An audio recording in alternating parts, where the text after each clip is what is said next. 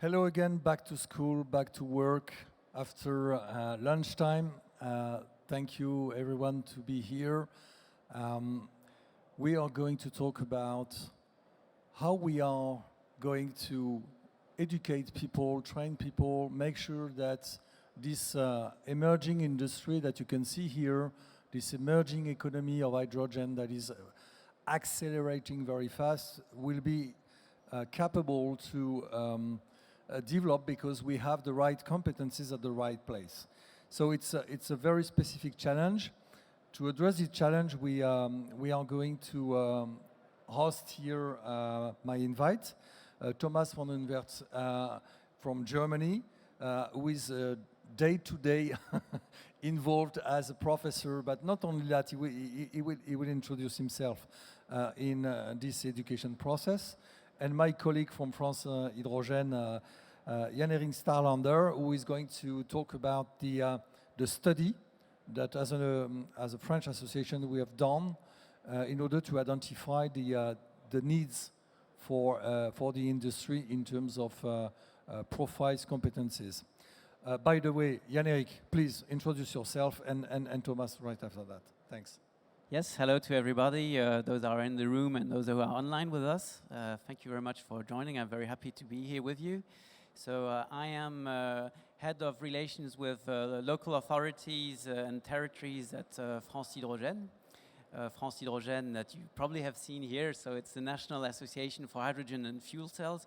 We gather more than 350 stakeholders of the entire value chain, hydrogen value chain in France, from energy majors, companies who develop fuel cells, well, all the technologies of the value chain, also research centers, laboratories, and local governments and authorities.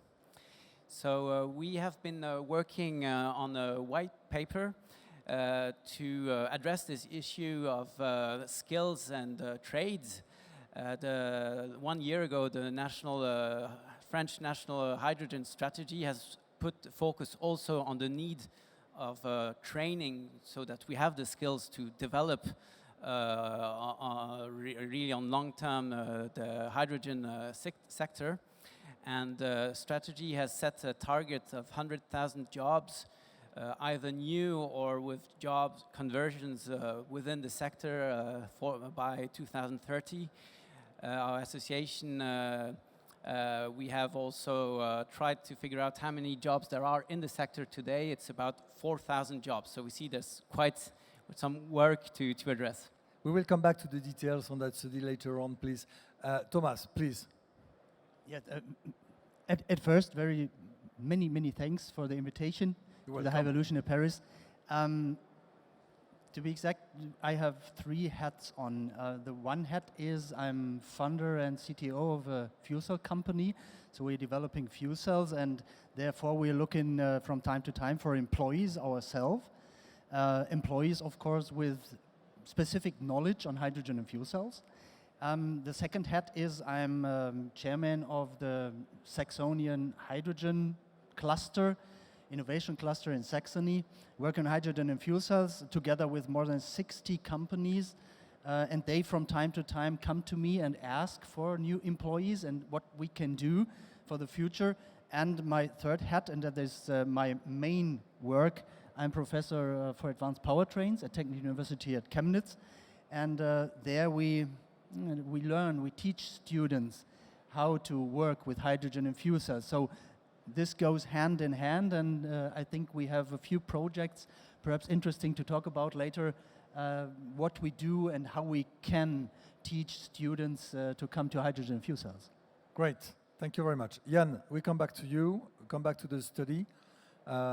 Remind us the main objectives of this study and what are the major findings. So the point with this study is really to make sure that as soon as possible we really have the skills required so that we have the people this industry needs to develop, as it is developing very quickly. So what we have been doing, we have drafted a white paper, can be downloaded from our website. So far, unfortunately, only in French, but I think we are going to translate it into English. What we have been doing, we've been interviewing companies, members from our industry. We have also addressed the existing bibliography on the issue. And the first thing was to list the jobs that already exist today in the sector and that we think will exist gradually and by 2030. We have identified a list of 84 different jobs or trades.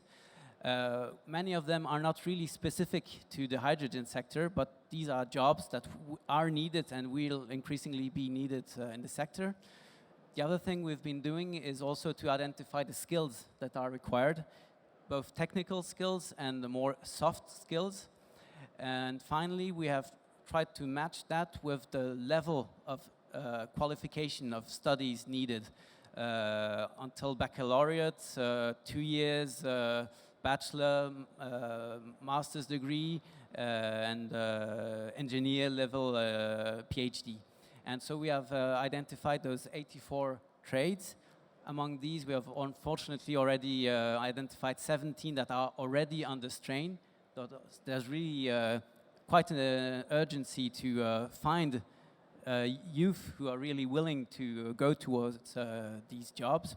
And so what we now have been doing is already this reference frame. I don't know, it's maybe a bit far for you to see, but with this chart, you will really see according to the job what is the level of qualification needed. And we have also made sure to make it match with the value chain of the industry, with also the main items of the value chain, production of fuel cells, electrolyzers, and so on.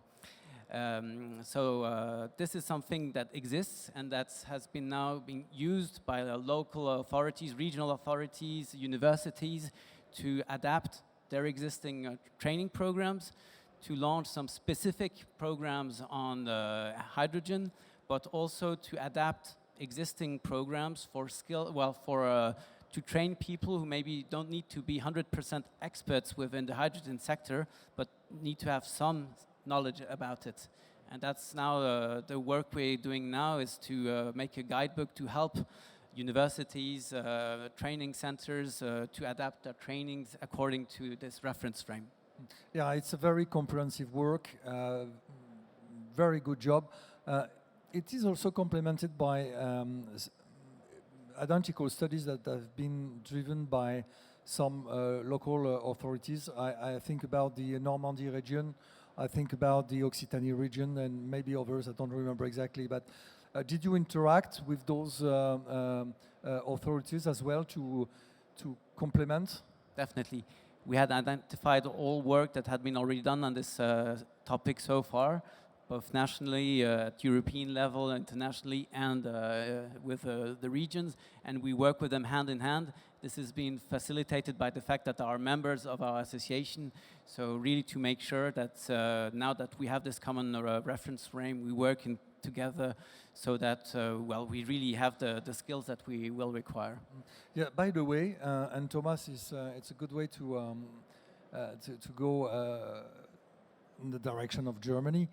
In France, the regions have a number of competencies in terms of high-level education, academics, trainings. Is it the same for the regions in Germany, the lands? The regions in Germany are, more or less not in competence to each other, in concurrence to each other. They're more at the same level concerning the education system. So one can switch from one national state to another without almost no problem, hopefully.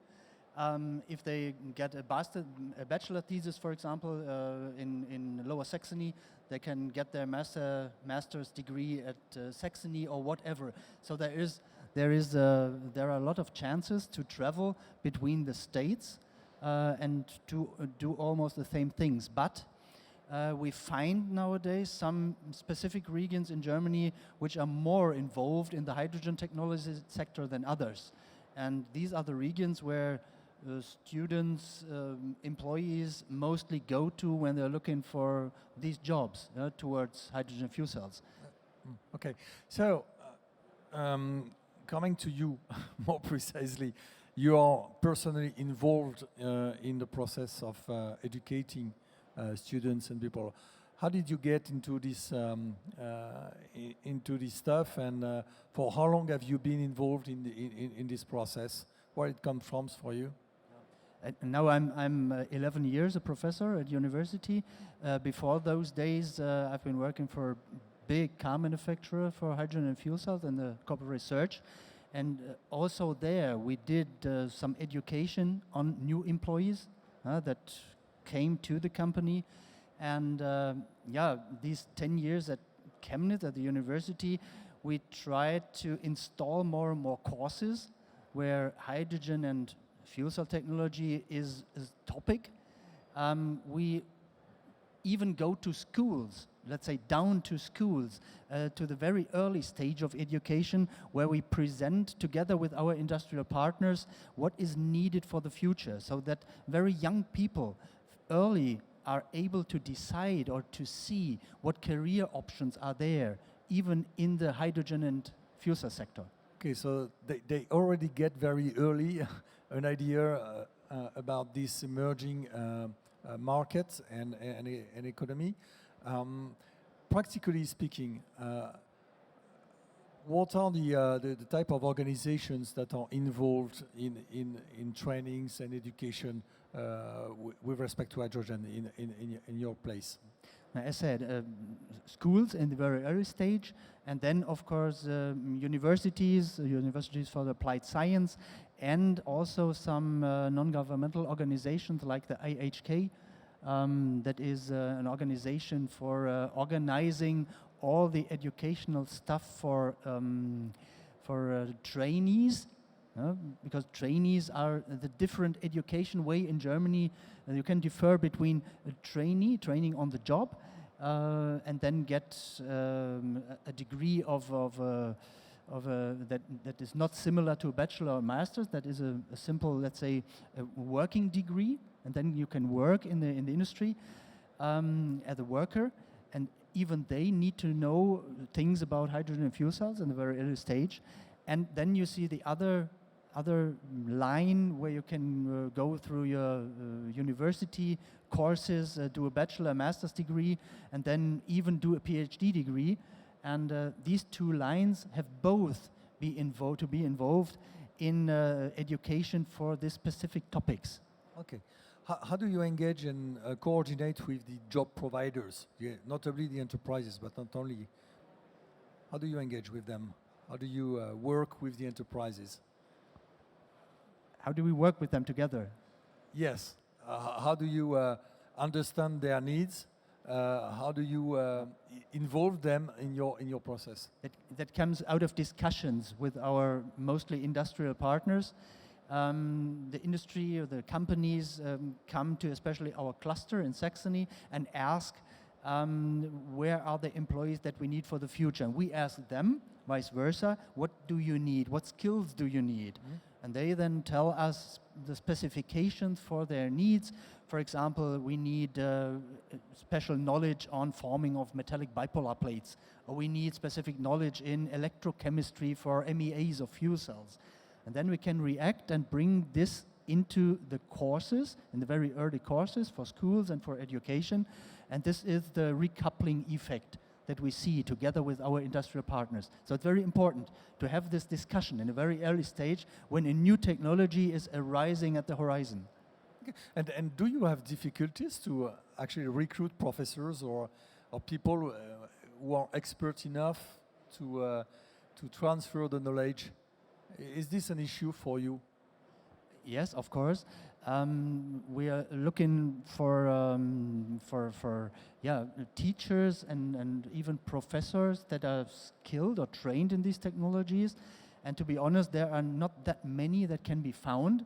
Why? One is, of course, they are mostly located in the big companies, in the industrial sector.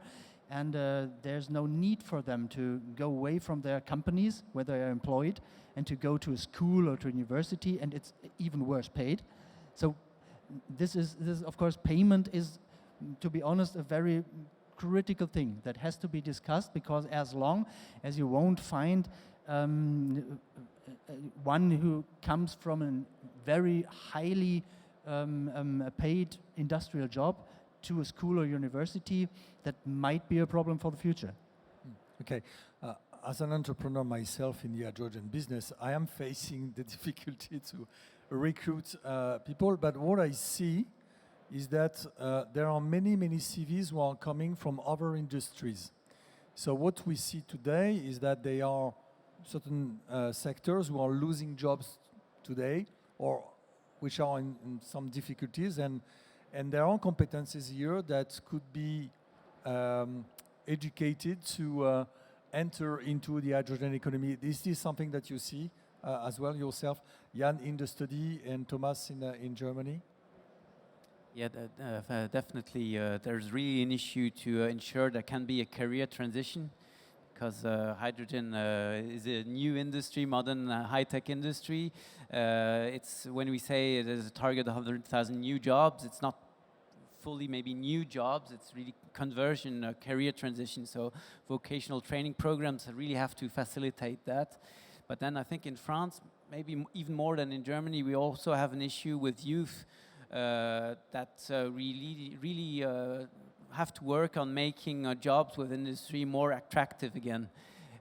Because we suffer from this image that jobs within industry, well, yeah, it's dirty, it's tough, maybe not always well paid, which is actually quite wrong, I guess. But there's still this image that's being vehicled by parents, and in some cases even schools. So that's really something we have to work on. But I think we have a great opportunity, because we have so many things we can demonstrate to see that it's really cool to work in the hydrogen industry, and it's the future, and it's a solution to climate change. So I think that can really attract to youth, but we still have to work on it, at least in France. Thomas, do you see the same phenomenon? Yes, of course. And hydrogen is a clean technology. And that is, when we're talking about dirty jobs, that can be really a big issue for the future, to say, if you want to change the world, if you want to do something in terms of climate, of environment, then of course try to become an engineer in the hydrogen sector. That is really very, very attractive. And it's can be attractively paid, because, as said, many companies are nowadays looking for hydrogen skilled engineers. Yeah. Something else that I have observed is that the timing of the industry is not exactly the same timing as the educational process. More specifically in France, maybe not in Germany, I don't know. But there is a kind of, delay or disconnect. Is this the only barrier that you have seen in the study, or do you see other barriers that are preventing us from going fast enough and to recover the competencies? Yeah, it's one of the major barriers, as you say, the delay maybe in the educational French national and regional educational system to really adapt quickly enough to the needs of industry. We see that in the fact that several major companies and also smaller companies in the sector have developed their own H2 academies. So that's just because they didn't find in the educational systems what they were in need of right now.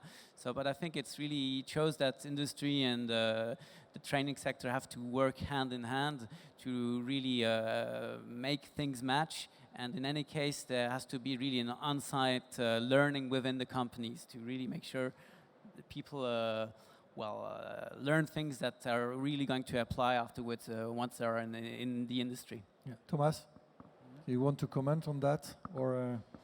Absolutely agree on that. Absolutely agree.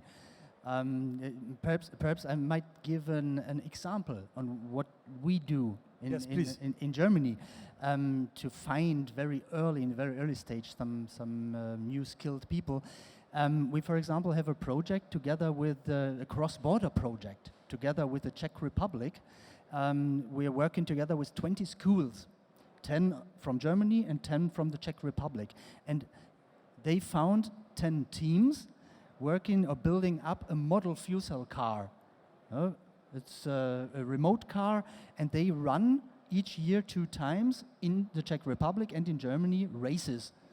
They run races against each other, and they very early, these are really kids in their 11th school year, roundabout 10th, 11th school year, and they are so skilled in finding some new approaches for some technology inside these vehicles. They have found some funding partners from the industrial side, and they are also every time saying, well, these young people are so clever. They find new technology solutions. We want to have them. Yeah? We want to have them if they have end their school. We want to try to project them into our company. So this is, I think, these kind of projects are so important to really find new, not even men, but even women, for technology interesting options. Yeah. So it's time to wrap up. What sort of short message would you like to convey to the young people who are looking at the hydrogen world, saying, well, what do you tell them? I'd say there's definitely some type of job in this industry that can match you. It's not only, you don't have to necessarily to be an engineer. If you look at the list of those 84 trades, it's in all types of domains that there are things you can do in this industry, and this industry is, I was going to say, almost desperately in need of skills. So really, come and join us and come and talk to us. We'll find something adapted to what you want to do in your life. And Thomas, a message for us? Maybe cooperation between France and Germany, whatever. Yes, as long as the hydrogen technology sector has to be international, not only in Europe, but especially in Europe. If we work together, if we find some common solutions for education, I think we will find a lot of more young people that are interested in this technology, and yeah, they need to learn the language as well as the technology side. Yeah, I think that is very important, and the cooperation always helps, definitely. Okay, thank you very much, you two. I really recommend that study. Go on the France Hydrogène website to download that, okay? And the final word will be, it's definitely very, very nice to work in a growing industry rather than in a declining industry. So join us. Thanks a lot. Thank you.